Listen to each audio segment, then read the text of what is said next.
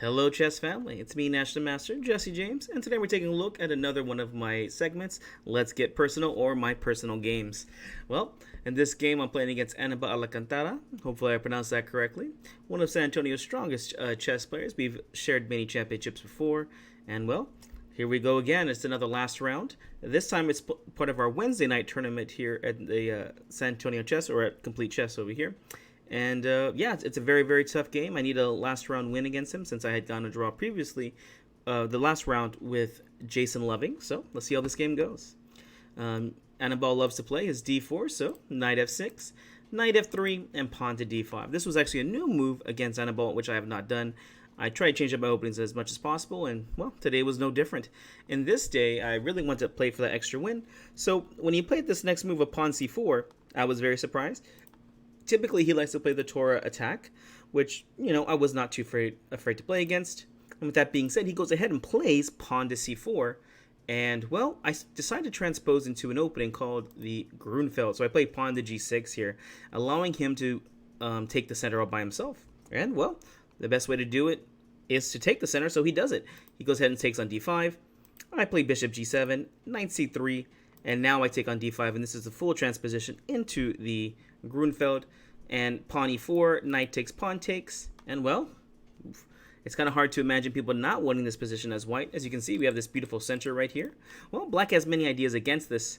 With that being said, I don't really know the opening that well, although I have seen many games with it. I haven't really played it too much, but I was confident I could hang in there with Anibal, because I didn't think he knew this, because again, he's very tight on his repertoire, so I wasn't sure if he knew all the moves for the opening. Alright, with that being said, I will go ahead and make a move that's not the most standard or the best move here. I went ahead and castled, so I already made my first mistake of the game.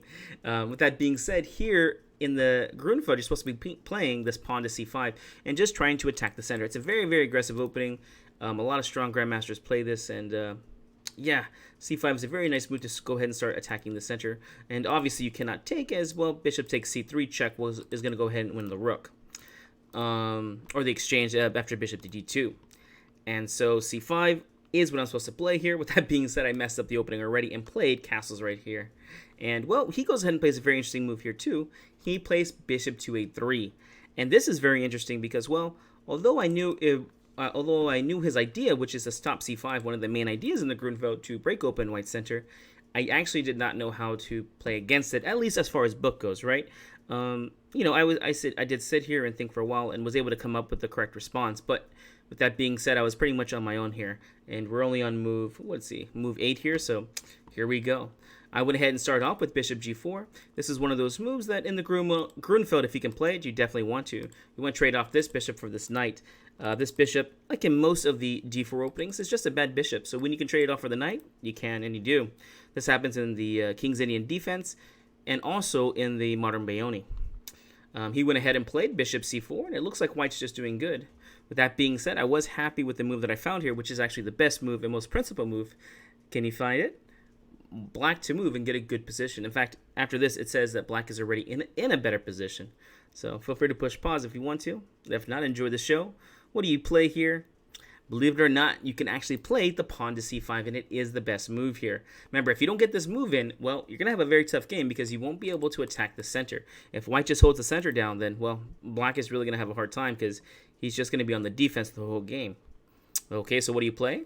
Well, again, you can't move this pawn anywhere or else the c3 pawn will hang and you lose the rook. So, well, you have to go ahead and take. What was my idea here? Well, after bishop takes c5, we get a nice tempo with knight to d7. Bishop back to a3, and here again I make a small inaccuracy as far as the computer is concerned. I played rook c8, which I think was a nice principal move here, and this was based off the idea that c4 and c3 are both unprotected pieces. So I want to try and win one of these back, and once I do that, well, the d4 pawn will become a weakness. Well, computer gives queen c7 as a little bit more accurate, so I'll go ahead and agree with them. I end up playing this move anyway, so it's just a transpositional idea. So rook c8 and queen d3. Another move I really wasn't expecting. I was really expecting bishop to b3 here, just moving out the way. And after rook takes on c3, bishop to b2 most likely, and just having an interesting game here. With that being said, well, I can understand why queen c7 was best because queen takes c3 would have been check. So these little inaccuracies really do come into play. And, well, he played a move again I wasn't expecting. He played queen to d3, and I played queen c7. With that being said, I did miss a very strong idea here for black. What do you play here as black? Well, queen c7 is the move that I play, and this is a good move. But here, this allows knight to d2, which I'm not sure if this was the best move, but it is still a move nonetheless. Try and hold on to the bishop, and here I played knight to b6. Here, there was a really interesting idea that I could have played, and I saw the idea, I saw into it, but I did not finish the idea. And here the idea is to play the interesting rook f to d8. A really cool move because, well, doesn't this just drop the pawn on e7? E7 pawns is always going to be one of those moves that's really annoying to me. With that being said, check out this move, knight to e5, and I did see this, although I saw the last move, bishop takes d8, and I missed knight takes d3 was check here. And after this, black just has a beautiful position here because, well, after knight e5, you can take on c4, and also e7 was hanging. Okay, life goes on. Here I just played the simple move of knight to b6, so I'm going to win my pawn back either way. The bishop went to b3, queen takes on c3, queen takes c3, rook takes c3, and here, well, my opponent makes an inaccuracy and allows me to grab the advantage. He plays pawn to f3. Black to move. Can you find how black can win material here? Well, maybe material is giving you the answer already. With that said, can you see why bishop takes d4 is an okay move? Try to do this in your head. Don't make moves on the board. How does this work? If you please push pause if you want to. Check and see if you can find out all the variations. Remember, it can't just work in one variation. It has to work in all of them. If you wouldn't play in a real game, well, that's not going to count. Well, luckily somebody was whispering into my ear. Just kidding. It was just my brain telling me, hey, there's something wrong here. Let's take a look at these bishop takes d4 ideas. And after going over them for a while, I realized that I can actually do this because, well, he played the best move here, which was rook to d1.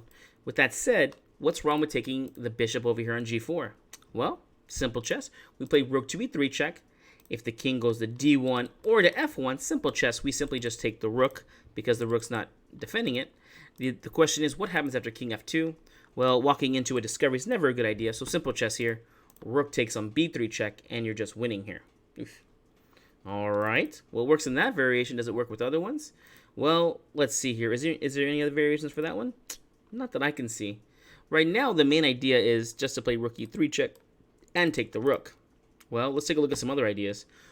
What happens if white plays bishop to b2, skewering and trying to attack on d4? What do you play here? Hopefully you see it. This is a really cool idea. You again start off with rook e3 check. And again, if the king goes to f1 or d1, we simply take the bishop on b2. So the only challenging move here is actually king f2. Except this time, you can't do rook takes b3. Well, you can, but it's not as strong after bishop takes on d4. And, well, both these guys are hanging. You get away with this with rook to d3, bishop e3, but there's a minimal advantage here at the most. Here, there's actually a stronger move to play, which is the beautiful rook takes f3 double check. And after this, again, the game is pretty much easily won. After the king runs back, you can just play rook e3 check, and there's really nowhere good for this king to go to. You probably will just run to f1. If f2, double check here, winning the knight, and then you also defend the bishop. So just no variation here that's going to be good for you. And yeah, these are very interesting variations. I was very happy to see that these worked in all of them. With that being said, he did see the idea and just goes ahead and plays rook to d1, the best try here. All right, here I have another decision to make. Do I play the bishop back or play rook to e3 check here? Unfortunately, I did not play the best move here, and I ended up playing rook to e3 check. The idea to stop them from castling, and, well, hopefully trying to just help my opponent try and make mistakes here. That being said, the king couldn't castle already as the bishop was taking up the square. And I was just kind of worried about this whole bishop to b2, which computer tells me, don't worry about that, Jesse. You'll be okay after something like bishop d7. As well, they'll probably just take on e7 here. And if bishop b2, you can just play rook to d3, and you're completely okay here. If king e2, you simply have, rook takes b3, and even bishop to b5 here to get a good position. All right, well, back to the game.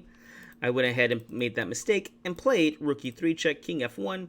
And then, well, another hard move here. Should I play bishop e6 or bishop to d7? This was a very hard choice for me, and it took up most of my time in the game. What did you play here?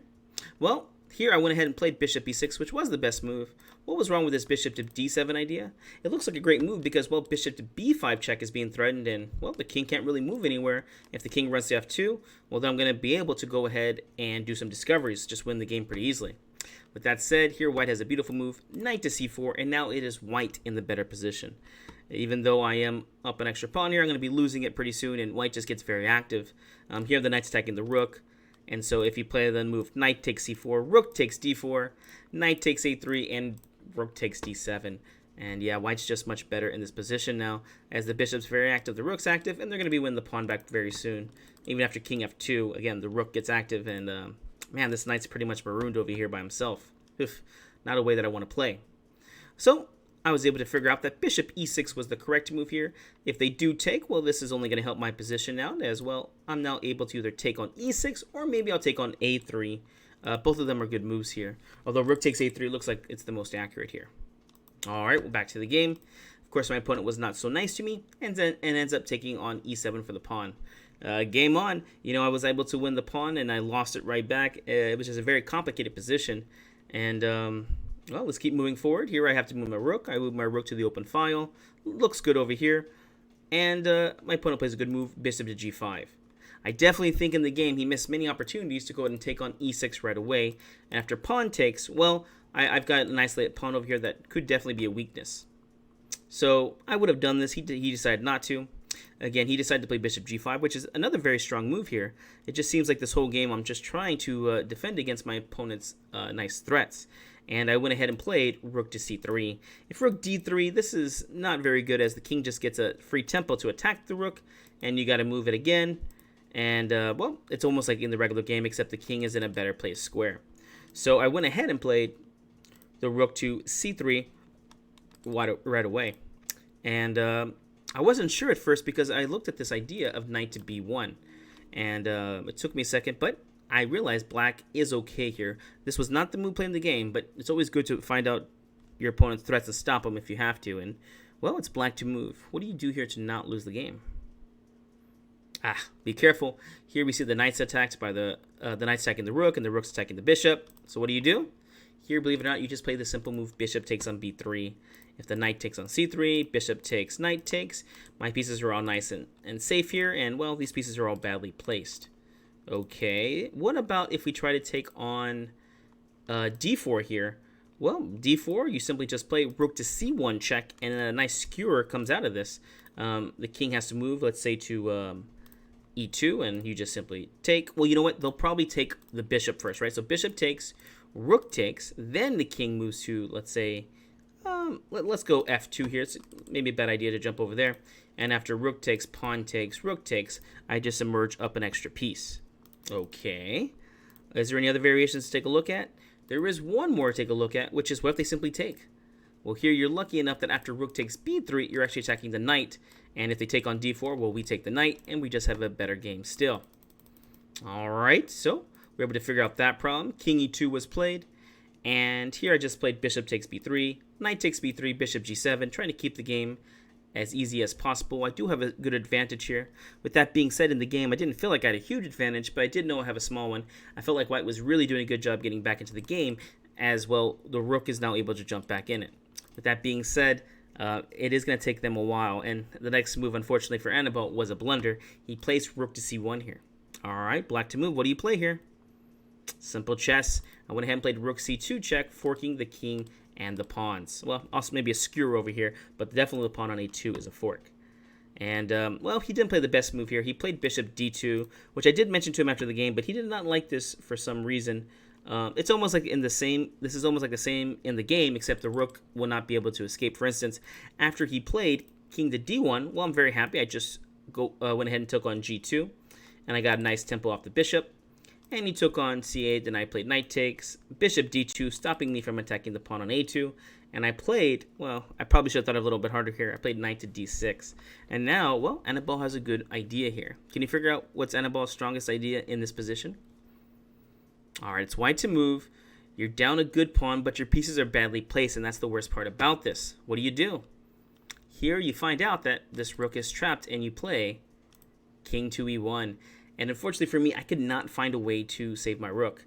In fact, there was one way to save it, but I did not figure it out. You were supposed to play the move bishop to e5. And I looked at this, but I saw after pawn f4, I have to move my bishop again. Computer's giving bishop b2. I saw that after king f1, well, the rook's just looking bad here. But silly old Jesse, you could just play your rook to g4, and apparently the rook is quite safe here. Unfortunately, under time pressure, I was not able to see this, so I went out and played, well, knight to c4 here. I saw I can get 2 pieces for the rook. With that being said, this is not the optimal way to play because it does give your opponent good chances because it's making imbalance in the position. I was able to convert this to a good win because I knew the principles pretty well, and I was able to organize my pieces in a good way. So, well, here we go. King f1 was played. I have no better move now. I have to play rook takes, knight takes check, king e2. But again, the game is just getting started again because although I am winning, you need to organize your pieces correctly. It's a rook versus the knight and the bishop. Typically, this would be easily winning, but because this is endgame and there's pawns on opposite side of the board, it's very easy for black to make one inaccurate move and get into a bad position. The rook can move around easily here. The knight and bishop take a while to defend. All right, so what do you play? Well, there's only one square for the knight, and he plays rook to b1.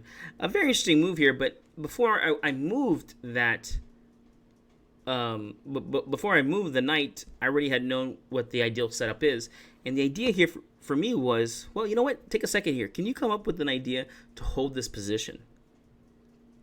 This is a very interesting idea. If you want to get to the next level, you have to learn how to do this. Look at this position and figure out where your pieces are going to belong. All right, hopefully you have an idea where these guys belong.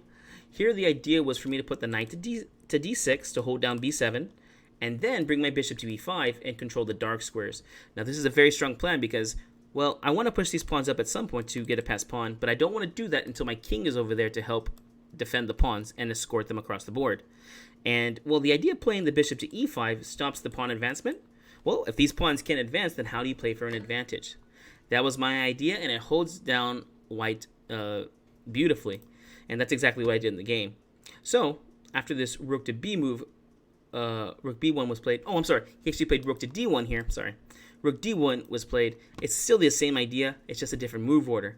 I still want to put the knight to d6 to defend, and I still want to bring my bishop here, so I put the ideas together. Bishop e5 attacking on h2. He played pawn to h3, which I was very happy to see. If anything, I would be more worried about the move pawn to h4. Although h4 does put the pawn on the wrong color because my bishop can attack it, the ideal setup for me is to go g5 and then have the bishop controlling both these squares. And if they ever play h4, you just defend, as you will see in the game. And that's why this h4 move is so important that you play it right away, because you're trying to stop g5 from happening. Well, he went ahead and played h3. I was happy to see that. And now I'm going to play to put my plan to work. Knight d6, b7 can no longer be attacked. King to e3, and now simple chess, pawn to g5. Now I have my ideal blockade here. And, well, he can't make progress over here, he can't make progress over here. Unfortunately, he just kind of moves his pieces back and forth while I just keep improving my position. Rook g1, f6, h4, h6. Now that I've got the king side pretty much locked down, I can get my king into the game. H takes, king to e2. Again, he wanted to play the rook over to c1 to get to the open file, but be careful. Check. There's plenty of traps in this position to lose. So he plays king e2 here so he can get his rook to c1. I went ahead and played king f7. Now my king is going to march over to the queen side, and then we're going to start pushing the pawns. And again, there's no weaknesses for white to attack. I've got too many pawns, so he really can't make any kind of pressure going into this game. Rook b1, king e6, king d3, king d7, rook c1, and again, let's just keep pushing forward. Pawn to b5. It is now time to push my passed pawns because, well, the only way to win the game is passed pawns must be pushed. All right, rook b1 was played, and now my king simply slides over to c6, and we're going to go ahead and just defend everything here.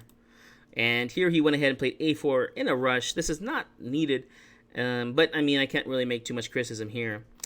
My question to you is, should I go ahead and take the pawn or play pawn to a6 to defend? Well, after some calculation, you realize, you know what, this is just a free pawn, so you just take it. Here my bishops are already controlling the queening square, so this is not a big problem, even though they are doubled. He went ahead and tried to attack it. Again, this was all calculated before in advance. Pawn to a3, rook a4, looking like it's doing a double attack, but knight b5 gets played. King c4 threatening, rook a6 check, to win the knight. But of course, I see this and I just play king b6. And at this point, he went ahead and resigned. Now, this is a very interesting game. Again, I don't really play the Grunfeld too much, and I got into some trouble real fast after missing the most thematic move in the game. But with good play, I was able to get the same move in. And then, of course, win some material here. This was a very fun game, and I hope you guys enjoyed it. We'll see you in the next one.